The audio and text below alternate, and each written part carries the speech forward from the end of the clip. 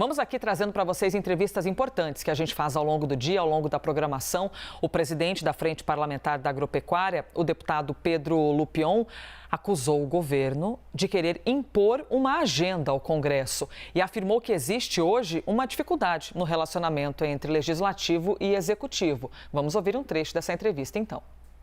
Nós temos um governo que está aí já há um ano, que não conseguiu ainda ter uma base clara de apoio, aliás, não conseguiu ganhar absolutamente nada sozinho dentro do Congresso, a não ser naquelas questões em que ou frentes temáticas ou líderes partidários efetivamente se empenharam nas aprovações e que tem sofrido derrota atrás de derrota. Então, não adianta nada ficar dando murro em ponta de faca e dizendo, como disse o presidente, de que faz vetos estritamente políticos para jogar para sua bolha, quando a realidade do país não é essa.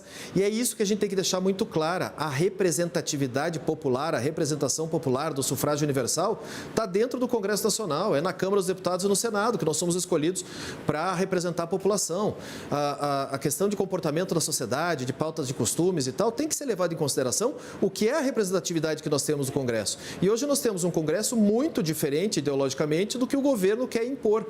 E isso gera uma dificuldade de relacionamento gigantesca.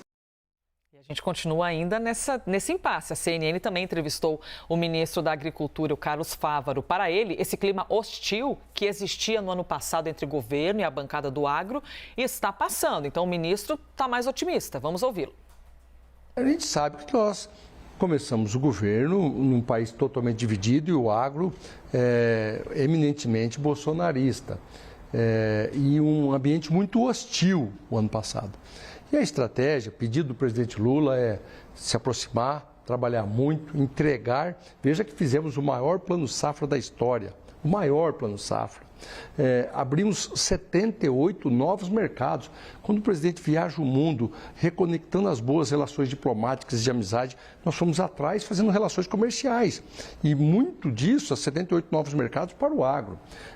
Sempre atento às políticas públicas do setor, com diálogo, nada resiste ao trabalho. E aí as coisas começam a evoluir, o diálogo, ver que o resultado começa a acontecer, das dificuldades, o governo está pronto, está do lado. Então a gente vem quebrando esse clima de hostilidade.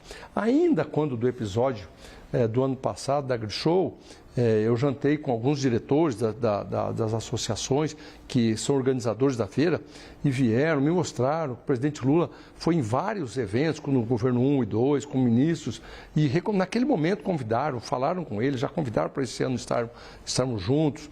Eu vou na feira de Cascavel, eu vou e não me toque. O clima hostil vem passando, né? E a gente, com trabalho, com dedicação, mostrando que para nós, para o governo, a eleição acabou. Agora é o momento de trabalhar, de dar resultado, fazer esse agro crescer, gerar oportunidade, gerar emprego para os brasileiros. E depois, na eleição lá em 2026, dentro da democracia, cada um escolhe o seu candidato, vota, apoia, dentro da legalidade, financia, né? Tudo certo. Agora é hora de trabalhar e dar resultado. Vocês ouviram, então, primeiro o parlamentar falando, depois o ministro falando, e aí, vou chamar de coincidência, durante a entrevista, ontem com o Zé Dirceu, o ex-chefe da Casa Civil, ele também falou do agronegócio. Não de coincidência, Tainá Falcão e Daniel Rittner mega atentos a todos esses assuntos. E aí, o que Dirceu falou? Ele acusou parte dos empresários do setor de se comportarem como fascistas. Vamos ouvir esse trecho também.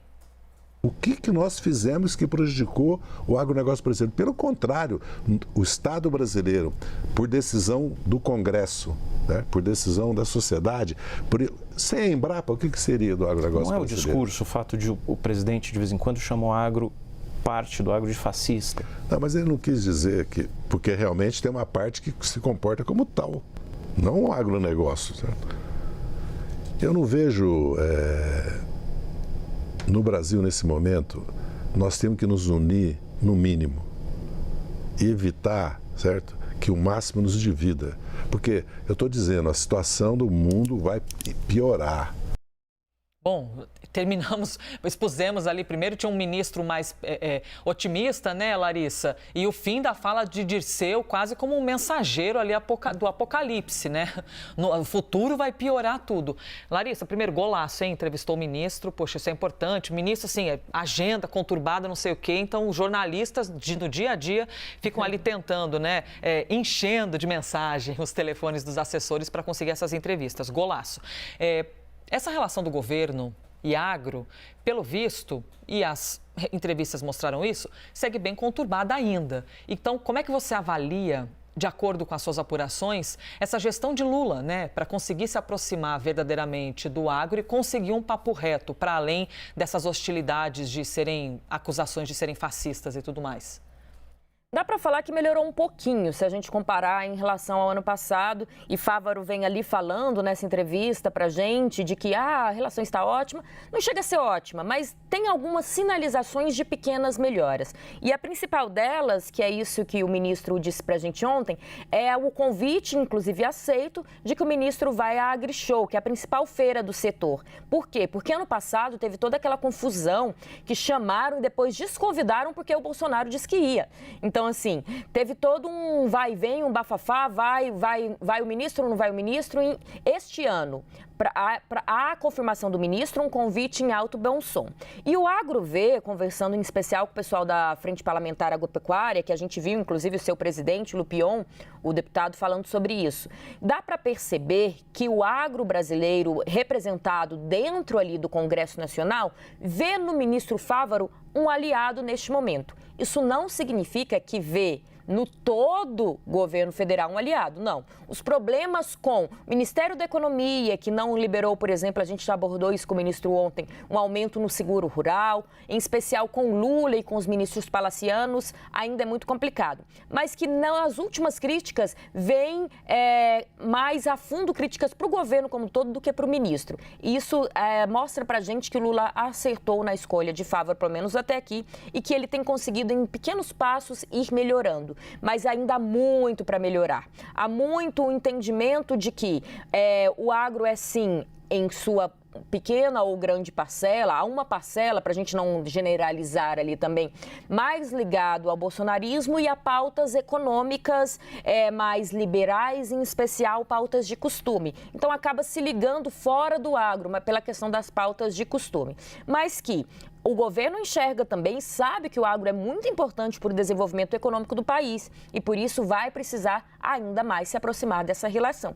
Agora, a fala ali do Dirceu é como a gente tinha uma expectativa com o ministro Fávaro, uma realidade com o Lupion e o Dirceu jogando um foguinho ali no meio, né? Tentando complicar tudo que foi formado até aqui. Mas é isso, há vários desafios e isso está muito claro, especialmente quando a gente vê vetos presidenciais que foram derrubados pela bancada do agro. E nisso eu incluo a questão da demarcação de terras indígenas e também teve um projeto aprovado recentemente, se referindo ali a pesticidas e tudo, que o próprio governo Lula até apoiou esse projeto que estava parado no Congresso há muito tempo, mostrando que está tentando se aproximar sim do agro, mas por outro lado ainda teve vetos do Palácio do Planalto que a bancada do agro derrubou, pensando que ainda estava pouco o que o Lula tinha feito até ali, Elisa. Muito bom, Larissa Rodrigues, trazendo então esse impasse, relacionamento entre executivo e legislativo neste ano 2 de gestão do governo Lula. Me despeço de Larissa, mas